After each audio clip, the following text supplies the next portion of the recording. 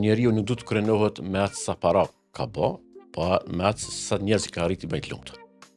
Dhe ajo që më krenon mu, ndoshta është bamirësia, të cilën kam pa, thash edhe herë, të morë parasysh rrethanat në cilat jemi rrit, ndoshta edhe kem më ka zbut, më ka bë më të but, edhe më të ndjeshëm, dhe kështu që ato që janë ndoshta 3 grupe apo të komuniteteve të cilët i kemi ndihmu pak a shumë, janë studentët, persona me aftësi të kufizuar, që kanë fabrikën e vet.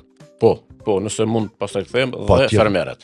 Kur është fjalë të studentët, është ky vit i treti që ne dojmë nga 100 bursa për student, sepse të investosh në rini, të thotë të investosh në të ardhmen e vendit. Është një farë lloj si me investu sikur trusti, apo si me thonë pension, kursimit pensionale që i bëjmë ne për vete, edhe kjo është një farë investimi për dheun tonë, në mënyrë që në të ardhmen të kemi një rini më të edukuar, natyrisht kontributi i on si kompani dhe si fondacion është i vogël, por nëse ndjeku një shembull të tillë dhe ka fatmirësisht ka shembull plot të tillë, shumë kompani bëjnë një gjë të tillë, kjo është mendoj që është e mira që i ndodh Kosovës. Por ndoshta ajo më e veçanta për mua dhe më ndjeshme është sigurisht mbështetja për kategorinë e personave me aftësi të kufizuar. Dhe unë besoj që nëse ti nuk i dën këto njerëz, ti nuk i dën as Zotin.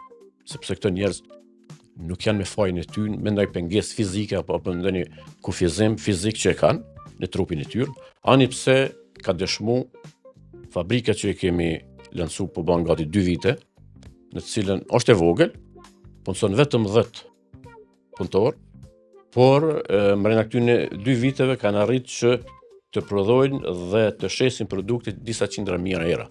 Madje me këto kontribute, me këto shitje të kontribuojnë edhe në buxhetin e Kosovës, ndoshta me disa 10.000 euro, dhe tani jo vetëm që nuk marrin nga buxheti i Kosovës, por ato kontribuojnë në zhvillimin sadopak të vendit tonë. Dhe kjo është shumë e veçantë. Mendoj që po them këto njerëz. Kjo është pjesa më e bukur definitivisht. Po, kjo është pjesa më e bukur. Krenaria ime, si më thonë, aty ku ndihen më së miri. Edhe po të fermerët nuk je keq. Se na takojmë shumë fermer gjatë jetës tonë profesionale. Si jemi në terren shumicën e kohës. Po. Shumica kanë thonë që edhe pemt që na bin tokë që jon për më gjujt. Po janë Shaqir Palushi thotë na e blen ato. Po, meqense ne i përpunojmë dhe teknologjia tani ka avancuar.